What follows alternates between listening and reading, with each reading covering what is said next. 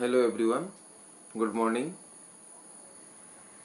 आज का हमारा चक्रा का महत्वपूर्ण चक्रा है आज। और अब तक हमने जितने भी चक्रा बताए हैं वो आपकी फिजिकल बॉडी के जो चक्रा हैं, 5 चक्रा जो 5 तत्वों की है, वो चक्रा हमने कवर किए हैं, शॉर्टली कवर कर लिए। आज का चक्रा होगा जो हमारी थर्ड आई, ये आईब्रो के बीच हमारी जो चक्र है थर्ड आई चक्रा, उसके बारे में आज हम बात करेंगे।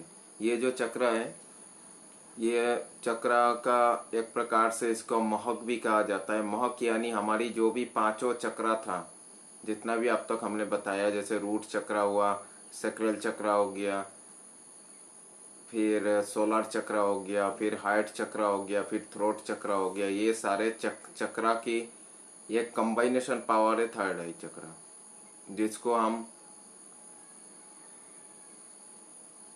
जिसको हम अंजना चक्र भी कहते हैं। अंजना चक्र भी है और एक प्रकार से त्रिनेत्र भी कह सकते हैं। ये चक्रा इतना पावरफुल है, ये पांचों चक्रा को कंट्रोल करते हैं। और ये चक्रा यूनिवर्सल से भी कनेक्टेड है, यूनिवर्स से भी कनेक्टेड है, तो ये हमारी स्पिरिचुअल से भी कनेक्ट रहता है और नीचे फिजिकल चक्रा से भी कनेक्टेड है। तो ये हमारी बहुत काम करता है।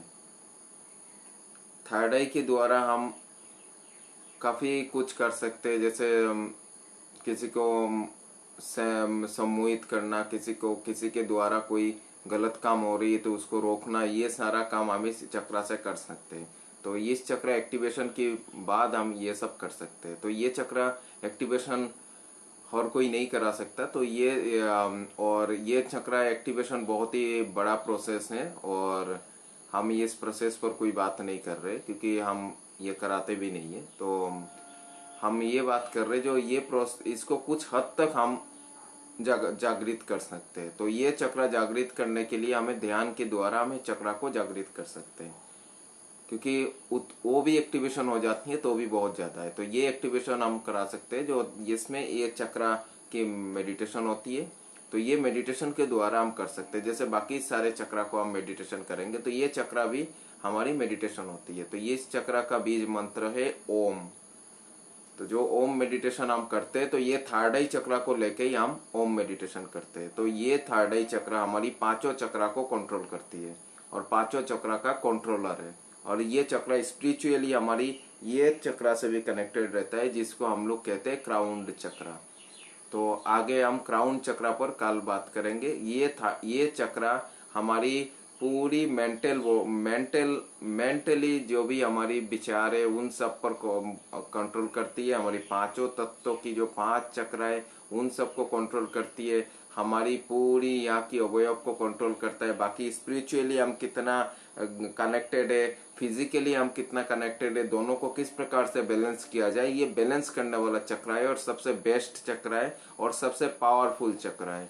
हम जब मेडिटेशन करते हैं यही चक्र है और यही चक्र होती है जिस पर हमारी सोल की एंट्री होती है। सोल की एंट्री रहने वाला चक्र यही है, इसी चक्र पर ही सोल एंट्री करता है और इसी चक्र से काम होता है। यदि किसी को इविल अटैक हुआ या कोई आत्माओं की कुछ हुआ या कोई आत्मा की, वो एक प्रकार से 70-80% फॉल्स ही होती है और कुछ हद तक यदि होती है कोई दूसरी सोल की इंटरेक्शन होती है, तो इंटरेक्शन यही होती है जो कि ये सोल की कुछ पार्ट यहाँ पे ये हो जाती है, ये थर्ड आई की पार्ट है, इसमें चिपक जाती है। तो 2 सोल एक अनदर टाइम पर वर्क करते हैं। जैसे जिनकी फिजिकल बॉडी की जो सोल है वो एक टाइम वर्क करेंगे, वो सोल यदि ज्यादा पावरफुल है बहुत ज्यादा टाइम वर्क करेंगे। तो इस प्रकार से सोल जानने की है ये कहानी, इस पर हम बात नहीं करेंगे। तो ये सोल रिलेटेड जो भी दिक्कतें हैं ये यहाँ से होती है। यदि कोई बहुत ज्यादा इमोशनल हो रही है और बहुत ज्यादा इनमें ये दिक्कतें हैं, तो ये चक्र हमारी बहुत इंपॉर्टेंट है, इसको हम लोग जागृत करनी चाहिए